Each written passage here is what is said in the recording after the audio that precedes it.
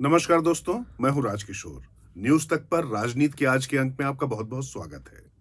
आज राजनीति के अंक में राजनीति पे विशुद्ध किस तरीके से अपनी बॉडी लैंग्वेज से और तमाम कार्यक्रमों और चुनावी नतीजों के बाद नेता कैसे अपने कार्यकर्ताओं के साथ में संवाद करते हैं, उनके बीच में क्या संदेश देते हैं, कैसे जनता के मानस को पढ़कर मानस को बदलने की कोशिश करते हैं और कार्यकर्ताओं के दिलो दिमाग में किस तरीके से अपने नेतृत्व के प्रति गंभीरता का भाव प्रदर्शित करते हैं। क्योंकि देखिए, गुजरात, हिमाचल प्रदेश और दिल्ली एमसीडी के नतीजे आए हैं। खास बात यह है कि इस पूरे चुनाव में ये जो तीनों प्लेयर थे, बीजेपी, कांग्रेस और आम आदमी पार्टी, तीनों के लिए वी साइन बनाने यानी विक्ट्री साइन बनाने का पूरा मौका है। गुजरात में प्रचंड बहुमत इतिहास रच दिया, नरेंद्र मोदी ने धुआंधार प्रचार किया, वहां पर फिर से भारतीय जनता पार्टी की सरकार बन गई। हिमाचल प्रदेश में रिवाज नहीं बदला, राज बदल गया। भले ही राहुल गांधी अपनी पदयात्रा में हिमाचल न गए हों, लेकिन हिमाचल में उन्होंने भारतीय जनता पार्टी को पैदल कर दिया।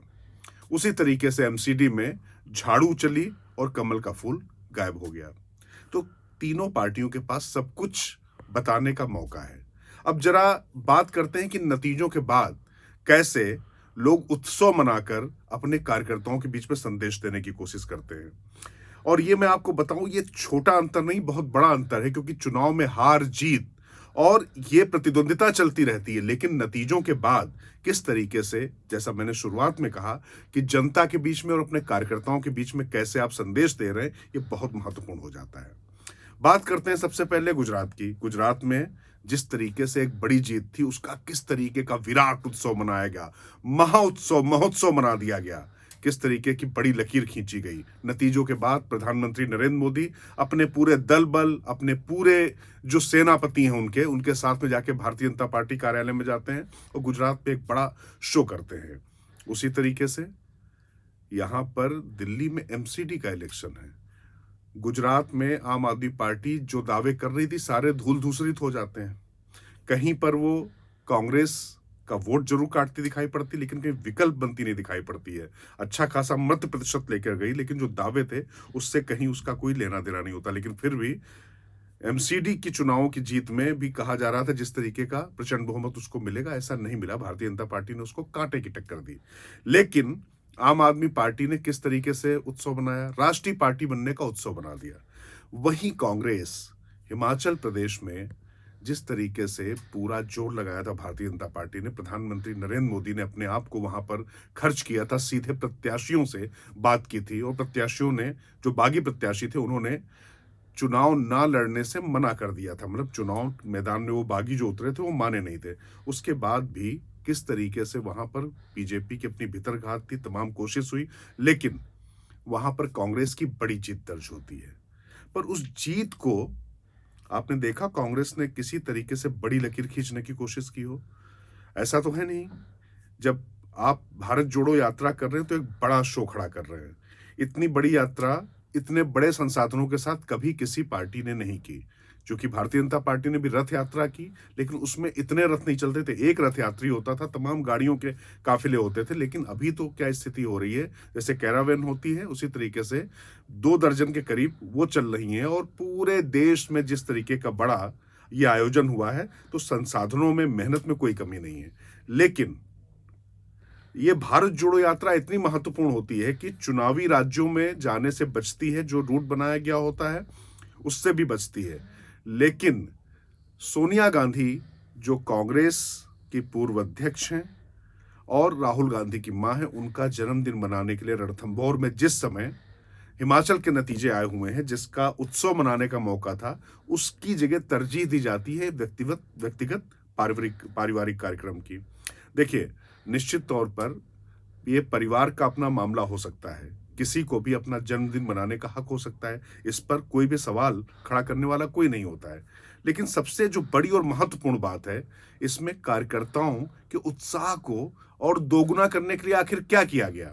ऐसा क्यों नहीं किया जा सकता था कि इस तरीके की एक बड़ी लकीर खींची जाए कि देखिए, भारतीय जनता पार्टी अपराजेय नहीं है, जो बात पूरी तरीके से कांग्रेस लगी है घोषित करने में, लेकिन हिमाचल की जीत के बाद भी इस तरीके से क्या कांग्रेस उसको पेश कर पाती है? भले ही दिल्ली एमसीडी का चुनाव छोटा हो, लेकिन इस छोटे चुनाव में भी भारतीय जनता पार्टी ने पूरी ताकत झोंकी थी। उसके बाद भी वहां पर भारतीय जनता पार्टी को पराजय का सामना करना पड़ता है। तो आम आदमी पार्टी ने तो इस मामले में एक लंबी लकीर खींचने की कोशिश की और बताया कि देखिए इनको हराया जा सकता है। लेकिन कांग्रेस निश्चित तौर पर, राष्ट्रीय पार्टियां अब ज्यादा हो गई हैं, 6, 7, 8 राष्ट्रीय पार्टियां हो गई हैं, लेकिन आम आदमी पार्टी अपने आप को उस तरीके से पेश करती दिखाई पड़ती है। और जो वाकई नैसर्गिक यानी नेचुरल प्रतिद्वंदी है बीजेपी की कांग्रेस, क्या वो उस तरीके से अपने आप को नहीं पेश कर सकती थी? भारत जोड़ो यात्रा उसके बाद जारी है और अभी चलते चलते सबसे बड़ी बात है कि जो चुनावी राज्यों में नहीं जा पाते हैं और चुनाव का जश्न नहीं मना पाते हैं, लेकिन अब खबर आ रही है कि 24 तारीख से लेकर 2 तारीख तक ये यात्रा मुलतवी हो सकती है। माना जा रहा है कि उस समय छुट्टी मनाने जाएंगे तमाम जो पदयात्री हैं, उसमें खासतौर से जो उनके यात्रा के जो सबसे बड़े दूल्हे हैं राहुल गांधी, वो छुट्टी मनाने जाएंगे। तो देखिए, मैं फिर कह रहा हूं, छुट्टियां मनाना किसी भी पार्टी का, किसी भी व्यक्ति का अपना नैसर्गिक अधिकार है। लेकिन आप सोचिए कि प्रधानमंत्री नरेंद्र मोदी से जब मुकाबला हो, तो जो आदमी दीपावली में भी वो सरहद पर जवानों के बीच में जाके अपनी दिवाली मनाता हो, कोई भी बड़ा कार्यक्रम होता हो तो कहीं छुट्टी लेता वो आदमी दिखाई ना पड़ता हो, लेकिन उसके सामने जब आप उतरे हुए हैं तो आपकी जो गंभीरता है, क्योंकि देखिए कांग्रेस में राहुल गांधी पर एक ही आरोप सबसे ज्यादा बार बार लगा, एक रिलक्टेंट प्रिंस, अन्यमनस्क राजकुमार जो सत्ता चाहता नहीं है। कांग्रेस अध्यक्ष बनने के बाद भी वो सत्ता छोड़ देते हैं, लेकिन राहुल गांधी कुछ मामलों में बहुत जिद्दी व्यक्ति भी हैं। वो जब सत्ता में अपने आप को अध्यक्ष मतलब नहीं बनना चाहते तो कोई उनको नहीं बना पाता है, नहीं बनने देते, लेकिन बनते नहीं है। मल्लिकार्जुन खड़गे को एक पूरी चुनावी प्रक्रिया के बाद बनाते हैं, लेकिन इसके बाद भी क्या वो उस तरीके का संदेश दे पाते हैं? क्योंकि भारत जोड़ो यात्रा का जो सबसे बड़ा मकसद था कि देखिए कि हम पूरे देश में पैन इंडियन पार्टी और सबको जोड़ते हुए चल रहे हैं और इसका मैसेज पूरे देश में जाएगा और हम फुल टाइम पॉलिटिशियन हैं, क्योंकि उनके ऊपर बार बार आरोप भी ये लगता रहा है।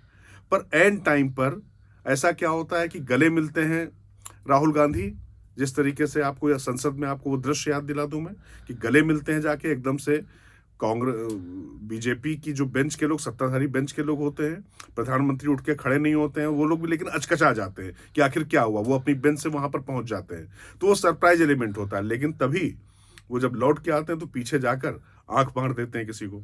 अब वो जो उन्होंने गले मिलके कमाया था वो आंख मार के गंवा दिया। इससे पहले आप याद करिए कि उत्तर प्रदेश के चुनाव 2012 में होते हैं, जब भट्टा परसौल और जो भू अधिग्रहण कानून के खिलाफ जो उन्होंने अपनी सरकार के खिलाफ ही मोर्चा खोल दिया था, वो उस पे पूरा जोर लगाते हैं और खूब पदयात्रा करते हैं, लोगों के बीच में जाते हैं, लेकिन उसके बाद फिर यूपी का रुख नहीं करते हैं। अमेठी से चुनाव हारने के बाद तो यूपी से उन्होंने अपनी बाय बाय टाटा ही कर ली। अब वहां पर प्रियंका गांधी लगती, प्रियंका गांधी भी यूपी चुनावों में दिखाई पड़ती हैं, लेकिन उसके बाद उत्तर प्रदेश की कोई सुध नहीं आती। वो अलग बात है कि कभी पंजाब, कभी हिमाचल प्रदेश, कभी राजस्थान को लेकर उनकी तस्वीरें आती रहती हैं, लेकिन ये जो कंसिस्टेंसी जिसको बोलते हैं, जिसको निरंतरता बोलते हैं राजनीति में, किसी एक विषय को पकड़कर उसको लॉजिकल कंक्लूजन तक पहुंचाने की कुव्वत होना, ये एक बहुत बड़ी बात होती है। इसको लेकर बार बार सवाल उठाए जाते हैं।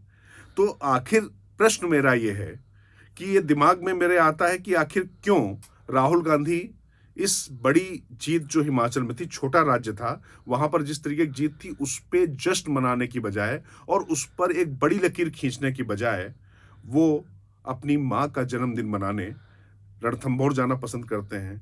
क्योंकि राजनेताओं के लिए तो ज्यादा जरूरी होता है कि वो पार्टी कार्यकर्ताओं के साथ में वो अपना जश्न मनाए, क्योंकि तमाम राजनीतिक दल, क्योंकि आप याद करिए कि इससे पहले भी ऐसा नहीं होता था, जब सत्ता में यूपीए सरकार थी तो कभी सोनिया गांधी, कभी राहुल गांधी की उम्र के बराबर के वजन का केक काटा जा रहा, कभी कुछ किया जा रहा, तो वो पार्टी कार्यकर्ताओं के साथ ही होता था। तो आखिर वो क्यों नहीं हो सकता था?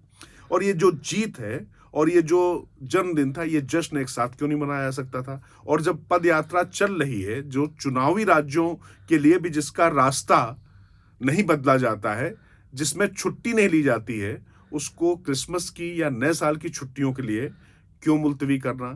तो ये सब जो प्रश्न है कांग्रेस की रीति नीति जो भी हो, लेकिन उनकी रणनीति पर जरूर प्रश्न खड़े करता है। तो आज इतना ही, फिर आपसे होगी मुलाकात। नमस्कार।